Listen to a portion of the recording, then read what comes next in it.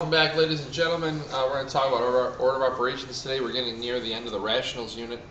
Keep in mind we're still using the rules for integers when we come across them. You may have learned the order of operations already. Some people are still confused about it. Please excuse my dear Aunt Sally. Some people learned pemdas. Parentheses always come first, and inside those parentheses you follow the rules all over again. After you're done with parentheses, if there are any exponents, that's next. Number 3, you multiply or divide.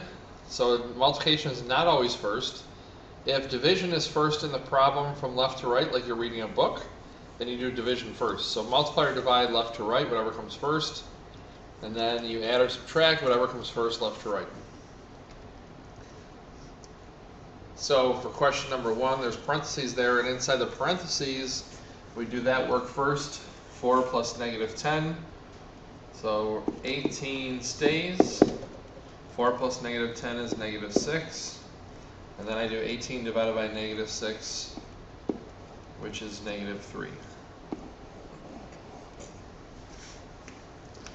Number 2, 4 plus 20 is not first because it's at addition, we have division, so we do the division first. 20 divided by negative 5, the signs are different, the answer is negative. So 4 plus negative 4 is next, which is 0. Those are opposites or additive inverses. Number 3, we look across, see what signs or symbols we have. We have a subtraction, multiplication, addition. The subtraction comes first. 26 minus 14 plus 3. Everything else stays the same. And now from left to right, the subtraction is first, so I do that first. 12 plus 3. So if it helps you stay organized, you can use those little upside down arrows to show what you're doing as you go along. Number 4, remember parentheses around a number means multiplication. So this is multiplication, negative 60. And this is multiplication, that's positive 18. And now I do negative 60 and 18, the signs are different, so I subtract the two numbers, it's 42. Keep the sign of the bigger one, so it's negative 42. Number 5, parentheses are first, so 3 squared stays. 7 plus 3. Once I have that answer, I don't need the parentheses anymore.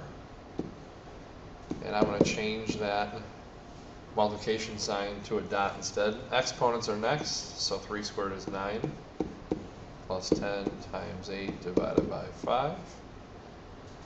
Next is multiplication, so 9 plus 80 divided by 5, and then we have division. 80 divided by 5 is 16, and 9 plus 16 is 25. So if you notice, this is kind of like an upside down triangle. That's how every one of these problems should look as you're working through. They should get smaller. Number 6. We have brackets, which are parentheses, and then inside the brackets there's parentheses again. So you always start in the innermost parentheses. So I'm going to do 6 plus 4 first, that's 10. Then I do the multiplication inside, which is 70. And then I change this to addition, so I leave the negative 38 alone. This becomes plus. And I change that 70 to a negative, so now the signs are the same. I add them together, 108, and keep the sign the same.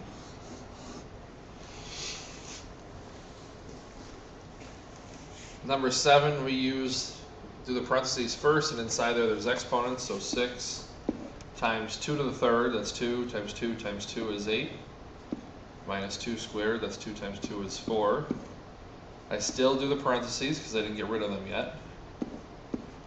So 6 times 4, which is 24. So you're working down one step at a time. Absolute value we're going to do first. That's like parentheses. 4 plus 2 cubed minus the absolute value of negative 4 is 4. Now I do parentheses or exponents. Sorry. 2 to the third is 8. 4 plus 8 is 12. Minus 4 is 8. Number 9, I'm going to leave that one. I'd like you to try that one. Make sure you start in the parentheses, and then inside the parentheses follow the order.